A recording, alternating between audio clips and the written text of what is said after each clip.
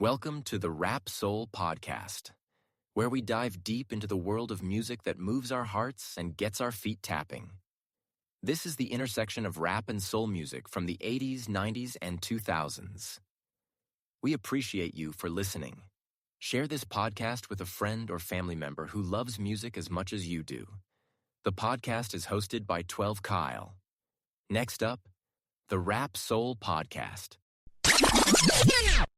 Parents literally and figuratively just didn't understand. And that's okay, because as time goes on, you evolve, and then one day you become the parent, and then you have kids, and then the kids may or may not listen to the music that you grew up on.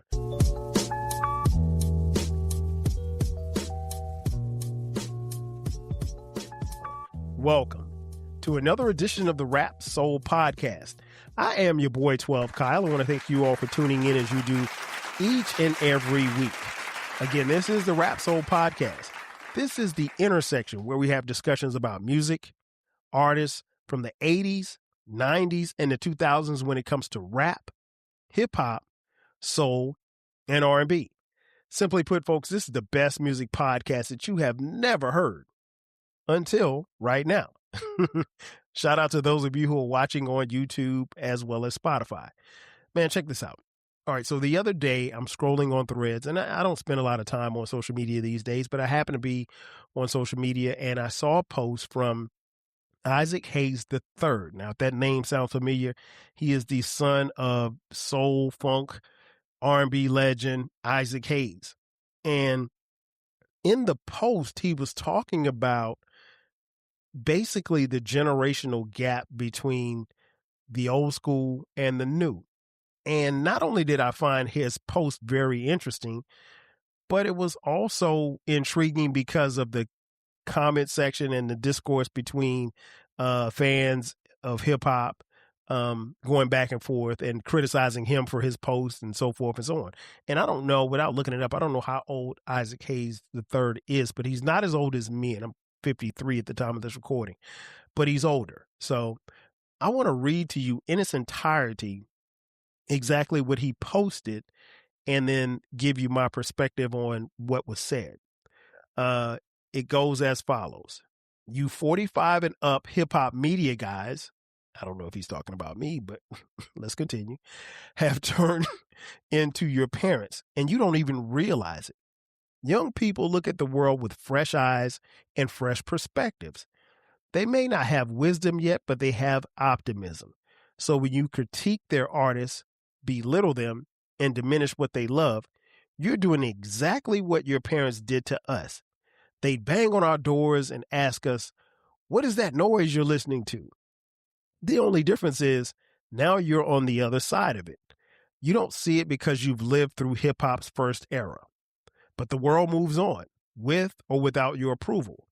And so does the culture.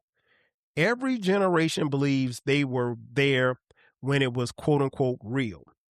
Every generation thinks that the next one is getting it wrong. Every generation eventually discovers that the culture belongs to the youth, not gatekeepers. You've got to believe that they'll figure it out, uphold the culture, reshape it, and carry it forward the same way that we did. Because one day they'll be our age saying the same things about the kids coming after them. Close quote. I thought that was very interesting and a very unique perspective that he had, given who he is and everything in between. I wasn't offended by what he said. I mean, it's his opinion, and he's definitely entitled to his opinion. And so it got me to thinking about what I was going to talk about on this episode. And it also had me asking questions. Are we becoming our parents when it comes to how we view hip hop? Very loaded question, but he may be correct. And I think in a lot of ways we are. Hip hop this year will be turning 53 years old. The timing by which we deem hip hop was quote unquote created, and I use that in quotations because there's always somebody that say, "Oh, Kool Herc didn't start hip hop in 1973. Okay, just play along with us on this one. If hip hop was started by Kool Herc in 1973, it would be turning 53 years old this year, right? So, in a nutshell, yeah, we are old, and hip hop is old, but it's also the youngest, most popular genre of music.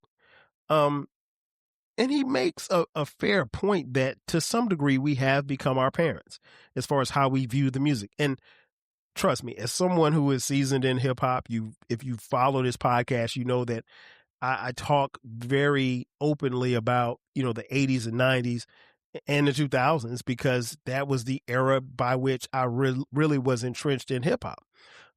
Not as much, in the later years, and that's probably because I moved away from it to some degree. But I grew up, and hip hop will grow up. And to his point, we have to kind of give the younger generation some leeway, give them a little bit of rope to see if they're going to figure it out. But when hip hop grew up, it grew up over a period of time, and because we were in that time and we were growing with the genre and the culture, we didn't really see it as growing up, but we did. Case in point, I probably could easily listen to 2 Live Crew when I was 12 years old, right? I could listen to As Nasty as They Want to Be at 12 years old. Probably shouldn't have been listening to it, but I was listening to it at 12 years old. At 52 or 53, I could listen to it now, but it's not going to feel the same. And I'm probably going to wonder why I was so intrigued by that music at that particular time. Well, I know I was a horny little kid. I didn't know no better. And that music it represented a form of rebellion. And I was in a rebellious stage of my life, just like a lot of kids. But, is it something that I'll listen to now? I could. I can't tell you the last time that I did. So it just grew up over time. And we went from being the younger generation of hip hop to, becoming hip hop's elders. And it's cool. It's not something I run from. It's not something I'm embarrassed by. I mean, you can be 53 years old, you can be 60 years old, you can be 65 years old and be a hip hop head. I would hope that if you are listening or watching this episode, that you're tapped into hip hop in some way, shape, or form, that you would be just that as well. But like I said, the discussion and the discourse in the comment section had me asking myself questions like, have older fans of hip hop become the people that we once dismissed and despised? And those were the people who didn't really care about rap music. And you can make a case that a lot has done that. And I'll give you an example. Like, my parents weren't fans of hip hop at all. They didn't necessarily call it noise, but they didn't understand it either. I remember, and I tell this story all the time, back in 1988, I was playing Eazy-E and my mom heard Eazy-E cussing, and she was blown away that I was listening to a song that was calling a woman a bitch. And so she told me to take that tape and throw it in the trash. And I walked past the trash can and acted as if I was throwing the tape in the trash. And I never did. Because she told me not to listen to it, that made me want to listen to it even more. So, you have to be very careful about what you forbid your kids from doing, because the things that you try to keep them from are probably the things that they may gravitate towards. And I remember one time when I was in college, my dad came to see me at South Carolina State University, and I had some CDs on the passenger seat. And he came to see me after a game, and we were going out to eat, and he got in my car, and before he could sit down, I took the CDs that were in the passenger seat and put them in the back seat. And one of the CDs fell, and he picked the CD up and handed it to me. But before he handed it to me, he read the name on the CD. And he said, "Son, who is Old Dirty Bastard?" And why are you listening to someone named Old Dirty Bastard? Now, picture me, a college student, trying to explain to my dad who ODB was in 1994. Virtually impossible, right? But no, parents literally and figuratively just didn't understand.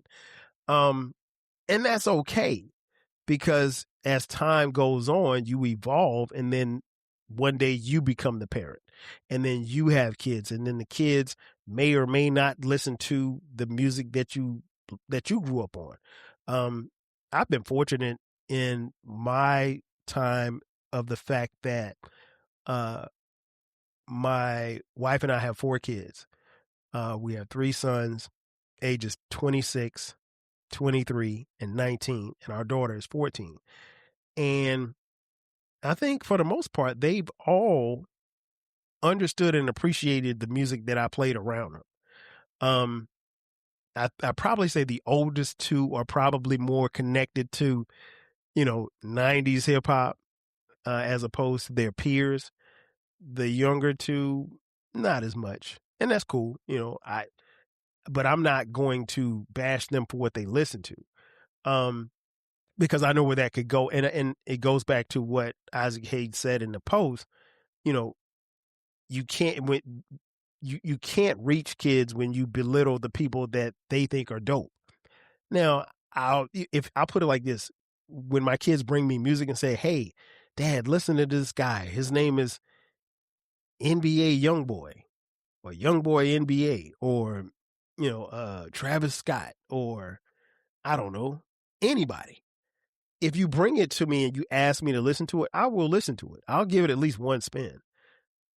That doesn't necessarily mean I'm going to like it, and if I don't like it, I'll tell you what I don't like about it, because I have to hear it. I've always been that type where I would rather hear it and then tell you why I don't like it or like it before I just, dump on it or whatever like that. One thing that Isaac Hayes III mentioned was culture. As culture continues to evolve, the tensions between the older generation of hip hop and the younger generation of hip hop seem to be stronger. Are today's artists unfairly criticized, or are older fans, protecting themselves and the standards that the culture built? The answer is probably yes to both. I just recently saw, at the time of this recording, a lot of discourse of young hip hop fans who saw the Jay-Z concert that recently happened, and Jay-Z did a freestyle, and it took a YouTube video or 2 for people to break down what he was talking about in the freestyle. And there was a lot of pushback from a lot of young fans who didn't want to see online, didn't want to see 50, how old is Jay-Z? 56, 57-year-old Jay-Z up there rapping off the top of his head. And, there's a generation of fans, younger fans, who probably, they don't know Can't Knock the Hustle Jay-Z because they weren't born. They don't know, Hard Knock Life Jay-Z. They know Jay-Z, the guy that married Beyonce. They know 444 Jay-Z. Some may not even know Jay-Z as a musician. They know him as the guy who's, moving culture, and the Super Bowl guy, whatever the case may be. They definitely know him as Beyonce's husband, Blue Ivy's dad. But in seeing that discourse online, what it taught me was, not so much as that the younger fans don't have an appreciation for Jay-Z. Many of them don't know him. And when you present him in a way that he's presented, sometimes they're like, okay, well, what's great about him? And if you don't go back and listen to his music, then you would never know. It's almost like if I'm 17 years old and you tell me about this blind guy that could play the piano really, really well, and he's got this crazy vocals, and he's been singing, and he's been blind since he was like 5 years old, and they used to call him Little Stevie, and you tell me he's one of the greatest to ever do it, I might be looking at you sideways if I didn't grow up listening to that music in my house. I may think, okay, well, what's outside of him being blind and being able to play the piano, what's so great about it? If I don't go back to Songs in the Key of Life, if I don't go back to Hotter Than July, if I don't go back to Inner Visions, then maybe I don't know what the big deal is about this blind guy. It happens. And the same can happen in hip hop. And I think it probably happens a lot more than we think that it does. But on the flip side of it, this generation, Generation X, in which I'm a part of, we're going to protect what's ours, or at least what we think is ours. And that's the culture, and that's hip hop. And someone like myself, who's been literally listening to hip hop probably since 1983, 84. So I'm probably, let's just say 11 years old, right? So from the time that I was 11 until right now at 53, I've consumed a lot of hip hop. I've seen a lot of stuff come. I've seen a lot of stuff go. I've seen some great, great artists. I've heard some super dope music. I've heard music that I'm still listening to some 40 years later. And so naturally, I think it's innate to some degree, but we attach ourselves to that. And so if I said that I lived through the golden era of hip hop, and I said the golden era of hip hop is from, let's just say, 1986 to 1999. If I said I lived through that era and I told you about all the dope music that came out in that time, you know, if you weren't around for that, you may listen to me, but you may say, oh, well, no. When Kanye came out and 50 came out, I was there for that. I was there for, Eminem coming out. That was the greatest time in hip hop. And so what happens is there's a back and forth because you see it one way, I see it the other way. And that's cool. Personally, I don't get into the back and forth with people because I try not to use the fact that I'm seasoned in hip hop to belittle people. But one thing I won't do, I'm not going to argue with you about your opinion, and I won't allow people to argue with me about mine. I won't tell you that my opinion is fact. My opinion is my opinion, but I don't go back and forth with people. And what I found, particularly with this podcast, when I put some of the clips on social media, there's always one jackass who has something to say about something that you said. I mean, case in point, and I'm pretty sure they're not going to see this, but I did an episode about 1989 being the greatest year of hip hop, and I put up a clip on Instagram and TikTok, and in the clip I made reference to the fact that we didn't really call hip hop in 1989. I didn't say that it wasn't considered hip hop. I just said we called it rap because globally we did. But the two words hip hop had been said in hip hop song or rap songs even back in the 70s. I know that. But there's always those one or two old heads. And it's weird for me calling somebody an old head, but there's a generation of rap/hip hop fans older than me. And those are the ones who really are, I can't say all of them, but a lot of them are protectors of their culture, protectors of rap, because they were really there when they were there from day one. And I'll be honest, and this may come as a surprise to some of you, a lot of the music that dated prior to like 1980, 81, I don't listen to. I won't say that I can't listen to. I just don't. So, but I'm very familiar with the Grandmaster Caz, the Funky 4+1, Kurtis Blow. Well, I did listen to Kurtis Blow, but all of those groups, Grandmaster Flash, Melly Mel and Furious 5, all of those groups like that, they had great music. I just never got into it. I'll be honest. And so like, I remember those groups, I remember songs, but those songs just don't appeal to me. And then it took me some years to realize that there are some kids or younger people in a younger generation who feel the same way about 93, 94, 95, 96. That music just doesn't appeal. So for them going back and listening to Illmatic or Paid in Full, or, It Takes a Nation of Millions to Hold Us Back, they probably don't get into it like that. And that's cool. I don't necessarily knock them for it. What I will say is I don't want to, there's never a back and forth. To Isaac Hayes III's point, the culture does keep moving. And while I won't say that this is a young man or young woman sport, because you're never too old to be hip hop. That's one of the things that I've always had issue with in the culture and in the genre, is that we try to treat the older version of hip hop like it's not important. It's very important. And if you look around, it's still selling. People are still going to concerts. If you told me that Big Daddy Kane, LL Cool J, Jay-Z, The Roots are all going to be at State Farm, State Farm Arena tomorrow, I'm going. But now, if you told me the Baby, Lil Baby, NBA YoungBoy, Glorilla, Nicki Minaj, Lil Wayne, if you told me they were going to be that, could it sell out? It would for sure sell out. Personally, I'm not going because they don't make music for me. And I'm not into any of those people's music. I don't knock it because it's hard for me to knock something that I haven't heard. But the culture does keep moving. And I think that's something that we have to be aware of. It's always going to be moving, and it's always going to be pushed no matter what we think or how we feel about it.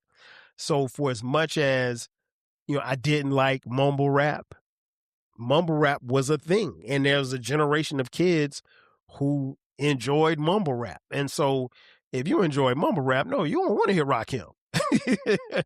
And in a weird way, I understand it. And I'm sure if you ask Rakim, he'd understand it too. But Rakim isn't making songs for you if you're into mumble rap. It just is what it is.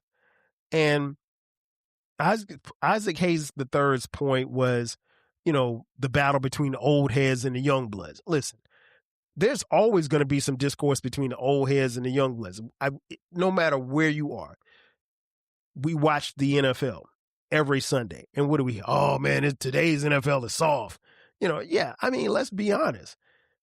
What happens on a football field every Sunday, it's not the same as how it was in the 80s and the 90s. No, and it's definitely not how it was in the 60s and the 70s.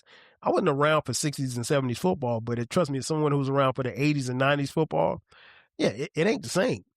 It's more offense driven, and, you could literally, it would almost take you laying somebody out and you kill them before you could get a flag thrown. Now, if you lead with your head, you put your shoulder into a guy, and same with the NBA, the game is different. Everybody shoots threes. Nobody plays, quote unquote, old school basketball. There's so much discourse about it. So it's always going to be, old head versus young bloods. That discourse will probably always be there. I don't participate in it, but it's there. I will say this much, and this is how the old head sound. I could play a children's story by Slick Rick, right? I could play it at a party for people 35 and up right now as a DJ. I could play it, and the crowd's going up. Everybody's having a good time. We're jamming. And that song is almost 40 years old, right? 40 years from now, your man Drake has a song called, was it Janice? STFU? 40 years from now, and from what I understand, I heard it's a jam. I don't think 40 years from now you could play that and the crowd's going to go up. And I don't mean my crowd. I mean the young people, like a 20-year-old. So a 20-year-old 40 years from now is going to be 60. I don't think, that they're going to be jamming to that. I could be wrong. Time will tell. And lastly, I'll say this, that there's hip hop's eternal generational war. How do we resolve the war? We don't. There's always going to be discourse. Hell, there's going to be discourse between old heads and the not so old heads, which is what I call them. Cause I'm an old head, but I ain't I'm not the older head like some of these people are who jump in the comments. Yeah, I see you with your leather Adidas jacket on, brother. A little too hot for that. But it's there's always going to be a discourse, but I think more than anything, we probably should establish some respect. what I see is a lot of times is very disrespectful. And of course, it's online. People are going to say whatever they want to say online. The one thing I try to tell people is don't jump in the comment sections on any of my posts just saying whatever, because if you do, I'm going to respond. I will be respectful as long as you're respectful. But if you are stupid, I'm going to get stupid too. Like I had one dude, he was like, oh man, this is a dumb he said it's a dumb post. And I proceeded to tell him why. Well, I thanked him for commenting on my dumb post, and I proceeded to tell him why what he said was stupid. And I broke it down in like 3 sentences, and I was done. And there was no back and forth, because if he came back with something else, I was going to have something for him again. And plus, he misspelled like 3 words too. So it's always the people in the comment section who can't spell. But no, ultimately, I think the generational war is always going to continue. We're not going to see things eye to eye, but hip hop is growing, and hip hop's first generation, or I would call myself Generation Xers, I would call us hip hop's second generation. So second generation who lived through what we call the golden era of hip hop. Yeah, we have become our parents. We have, we are to some degree get off my lawn type of people. Don't be a gatekeeper though. Let the young people have what they have. Understand that we still have what we have, and nobody's making bad music. I mean, people from our generation, the Nas's, they're still making great music. Rakim, I mean, everybody that I listened to 20, 30 years ago who's still making music, they're still making dope music. And so that's what you want. And it's very similar to, what my parents did. My parents listened to the Temptations and Anita Baker and Patti LaBelle and all of these people, and they are still fans, and these people still tour, and the same goes for my generation. I don't think that the generational war will end, but there can be peace. And as long as there's peace, we'll be fine. That's going to do it for me. Thanks again for checking out this edition of the Rap Soul Podcast. Be sure to subscribe to the podcast. We drop new episodes every Thursday. Also, don't forget to check out the website, the rapsoulpodcast.riverside.com. While you're there, sign up for the newsletter. That way you don't miss any information about this podcast. Also, don't forget about the flagship station, the 12 Kyle Podcast, where we drop new episodes every Thursday as well. You can catch that, the 12 Kyle Podcast.riverside.com. Also a newsletter there as well. Ladies and gentlemen, that's going to do it for me. Thanks again for checking out this edition of the Rap Soul Podcast. I am your boy 12 Kyle. I'll catch you guys next time. 5,000. Cheers. Thank you for listening. This concludes the episode. Be sure to subscribe to the Rap Soul Podcast. You can find the podcast wherever you get your podcasts. Follow the podcast on social media. And feel free to continue this discussion on our Reddit page.